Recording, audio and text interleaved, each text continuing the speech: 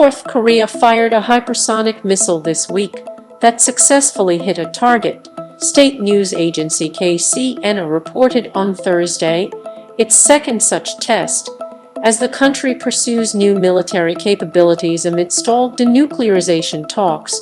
The launch on Wednesday was the first by North Korea since October and was detected by several militaries in the region, drawing criticism from governments in the United States, South Korea, and Japan. North Korea first tested a hypersonic missile in September, joining a race headed by major military powers to deploy the advanced weapons system.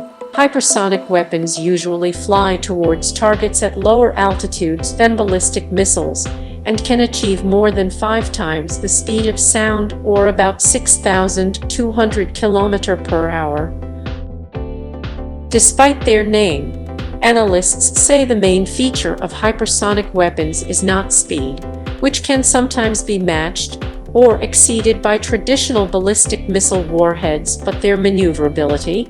In Wednesday's test, the hypersonic gliding warhead detached from its rocket booster and maneuvered 120 km 75 miles laterally before it precisely hit a target 700 km 430 miles away, KCNA reported.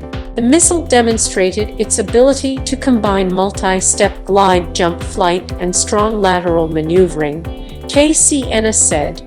The test also confirmed components such as flight control and its ability to operate in the winter, KCNA added. The successive successes in the test launches in the hypersonic missile sector have strategic significance in that they hasten a task for modernizing strategic armed force of the state, the KCNA report said. While it has not tested nuclear bombs or long-range intercontinental ballistic missiles, ICBM, since 2017, in recent years North Korea has developed and launched a range of more maneuverable missiles and warheads likely aimed at being able to overcome missile defenses like those wielded by South Korea and the United States, analysts have. My impression is that the North Koreans have identified hypersonic gliders as a potentially useful qualitative means to cope with missile defense, said Ankit Panda, a senior fellow at the US-based Carnegie Endowment for International Peace.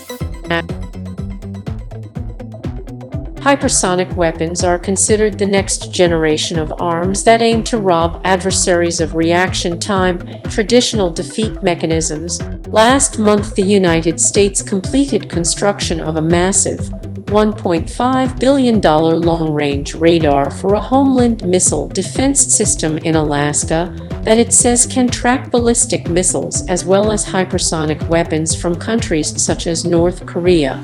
Photos of the missile used in Wednesday's test show what analysts said is a liquid-fueled ballistic missile with a conical-shaped maneuverable re-entry vehicle blasting off from a wheeled launch vehicle in a cloud of flame and smoke. It is a different version than the weapon tested last year and was first unveiled at a defense exhibition in Pyongyang in October, Panda said. They likely set up at least 2 separate development programs. He added, one of these was the Hwasong-8, which was tested in September. This missile, which shares a few features in common with the Hwasong-8, is another. In a call with Japanese Foreign Minister Yoshimasa Hayashi on Thursday, U.S. Secretary of State Antony Blinken condemned the North Korea missile launch and discussed cooperation to achieve complete denuclearization and lasting peace on the Korean Peninsula, the U.S. State Department said in a statement.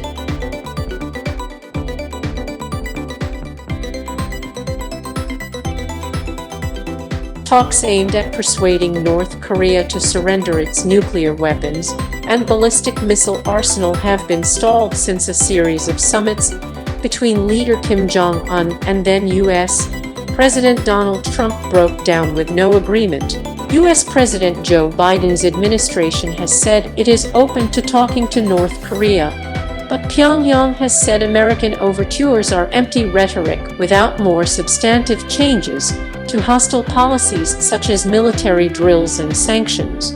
The latest test came just hours before South Korean President Moon Jae-in attended a groundbreaking ceremony for a rail line he hopes will eventually connect the divided Korean peninsula, casting doubts over his hopes for an 11th-hour diplomatic breakthrough with North Korea before his 5-year term ends in May.